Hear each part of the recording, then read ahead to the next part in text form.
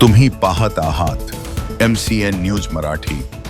जमिनीचे बनावट दस्तऐवज तयार करून कोट्यावधी रुपयांची फसवणूक करण्याचे प्रकार सध्या वाढत आहेत। असाच एक धक्कादायक प्रकार बुलढाणा जिल्ह्यातील जळगाव जामोद शहरात उघडकीस आला आहे।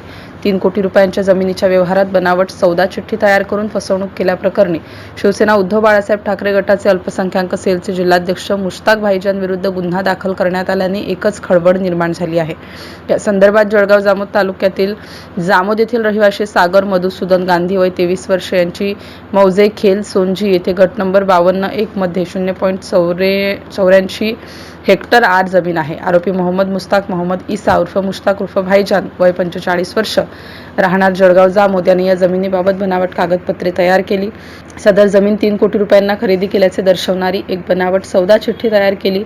प्रत्यक्षात असा कोणताही व्यवहार झालेला नसताना खोटी कागदपत्रे बनवून फिर्यादीची फसवणूक करण्याचा प्रयत्न केला गेला। अर्जाच्या चौकशीनंतर हा प्रकार स्पष्ट झाला असून पोलीस अधीक्षक निलेश तांबे यांच्या परवानगीने गुन्हा नोंदवण्यात आला आहे। या प्रकरणी पोलीस स्टेशन जळगाव जामोद येथे भारतीय न्याय संहितानुसार कलम 318(4) फसवणूक करणे, कलम 336(3) बनावट कागदपत्र तयार करणे, कलम 340(2) बनावट कागदपत्रांचा खऱ्याप्रमाणे वापर करणे अशा विविध कलमान्वये मुस्ताक भाईजान यांच्यावर गुन्हा दाखल करण्यात आला असून पोलीस निरीक्षक नितीन कुमार पाटील यांच्या मार्गदर्शनाखाली पोलीस उपनिरीक्षक नारायण सरकटे या प्रकरणाचा पुढील तपास करत आहेत। दरम्यान या प्रकरणामुळे राजकीय वर्तुळात अनेक चर्चांना उधाण आलं असून या प्रकरणात शहर व तालुका परिसरातील अनेक बडे उद्योजक तथा राजकारण्यांची नावे समोर येण्याची शक्यता वर्तवण्यात येत आहे। MCN न्यूज मराठीकरिता संपादक राजीव वाढे, जळगाव। सागर मधुसूदन गांधी, मी राहणार जामोद, तालुका जळगाव, जिल्हा बुलढाणा।